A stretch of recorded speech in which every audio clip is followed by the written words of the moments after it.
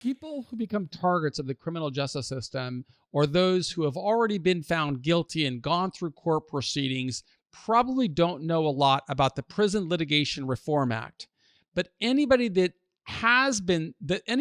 faces a sentence that's going to lead them going into the federal system should spend just a little bit of time understanding what the Prison Litigation Reform Act is, because it makes it difficult for people who need to resolve grievances inside of the prison system if they don't understand the basics of the Prison Litigation Reform Act. So on our website at prisonprofessors.com, we've published an article that provides some basic insight, and I'll just give some commentary while reading the article, because we publish this information not only on tablets that go into jail and prison, but we also publish this information on our YouTube channel and our iTunes channel. So if you're listening to this information on iTunes or watching it on YouTube, we do hope that you will subscribe, because this is really the way that we support our nonprofit, is by reading these articles, providing content that will help more people understand the journey ahead. And so in today's reading, we're going to talk about understanding the PLRA, the Prison Litigation Reform Act. And that's people going to federal prison should understand the PLRA, also known as the Prison Litigation Reform Act. This act requires people to follow specific procedures in self-advocacy. Succeeding in prison requires people to be respectful of the rules and the people who oversee the rules and the system's mechanisms. So I'm going to read the article, which anybody can find just by tuning to our advocacy page on prisonprofessors.com. Although people may want to put judicial proceedings behind them after the sentencing hearing, problems sometimes surface in prison. If a person cannot resolve the problem, he may want to litigate. And as a result of the Prison Litigation Reform Act, a person must first exhaust the administrative remedy process. We have provided guidance on the administrative remedy process in a separate article. That article is called Understanding the Administrative Remedy Process. Again, you can find that by just going to the advocacy link at the top of our page under resources. We've also published a related article that shows people how to solicit support from members of Congress. Again, that will also show up in the advocacy section. But if a person seeks assistance from a federal judge, the person should first comply with the Prison Litigation Reform Act. When people do not comply with the PLRA, the prosecutor will cite the failure to comply as a reason for the judge to dismiss the case. Now, what is the history of the PLRA? When I began serving my sentence back in 1987, the PLRA did not exist. If people perceived that prison administrators violated their rights back then, they could simply file a motion in federal court. But judges got frustrated because they received many frivolous lawsuits. They objected to ruling on complaints about how the prison operated, saying that their job did not require them to make rulings on how administrators should operate a prison. So members of Congress responded to those judicial complaints by passing the Prison Litigation Reform Act. This act made it more difficult for people in prison to file lawsuits in federal court. The American Civil Liberties Union published a fact sheet to help people understand the PLRA. The information below comes from that fact sheet. And I'm going to just kind of paraphrase it so that you understand it, but you can get the actual PDF by visiting us at prisonprofessors.com and just downloading the PDF. But if you are thinking about filing a lawsuit, then you should know about a 1996 law called the Prison Litigation Reform Act, which makes it harder for people to file lawsuits in federal court. There are many parts of the PLRA, but the following parts are the most important for people to understand. I'm just going to go ahead and switch back to the other screen as I read this, because I'm only going to talk about the bullet points, and I'm going to give you a little commentary on it. So the first is you've got to exhaust administrative remedies under 42 U.S.C. Section 1997E. That's an important point.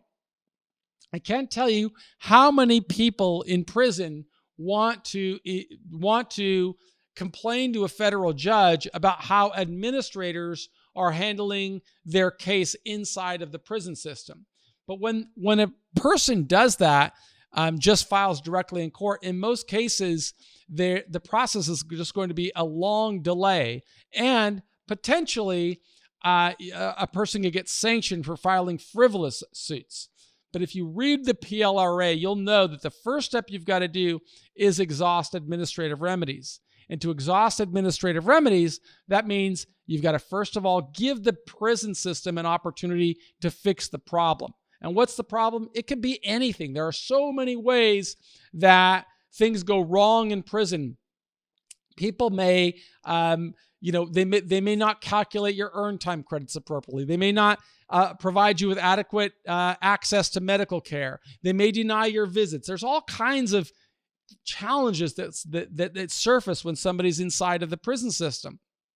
And if you don't know how to pull the levers or how to live in there, you can sometimes expose yourself to further problems. So it's really important to understand both administrative remedy and then make an assessment after a person has exhausted administrative remedy, whether that person wants to file a case in federal court using the habeas corpus provisions.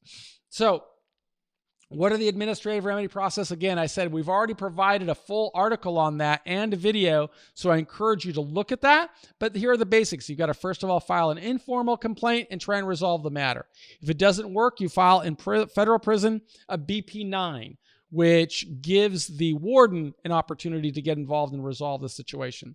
2, if you don't get the solution you want, you file a BP-10, which goes to the region. If you don't get the solution you want, you go to a BP-11, which is in Washington, D.C. That is what's necessary to exhaust administrative remedies. Then you could file a motion in federal court. But the PLRA requires you to understand what exhaustion is. It also tells you that if you don't exhaust your administrative remedy process, the U.S. attorney is basically just going to respond and say, Your Honor, you need to dismiss this motion because the petitioner did not exhaust his administrative remedies as is required under the PLRA.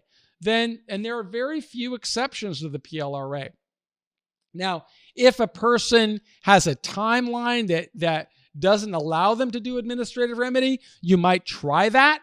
But you should at least know about the PLRA so that you could structure an argument, because that's one of the things that you can anticipate the U.S. attorney is going to say, is going to object to. And then you also have to know that when you're filing a motion in court, you've got to pay fees unless you can show that you're indigent.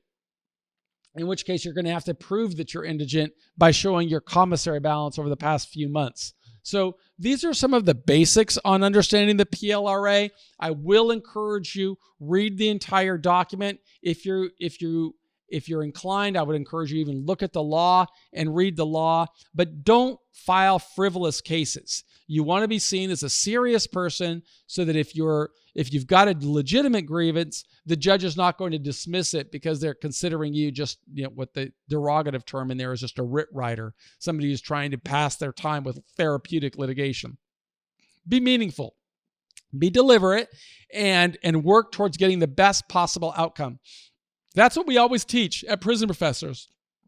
It's the strategy that I use to get through 26 years in prison, and it's a strategy I try to share with as many people as possible. So understand the mechanisms of the system so that you can get the best outcome of the system.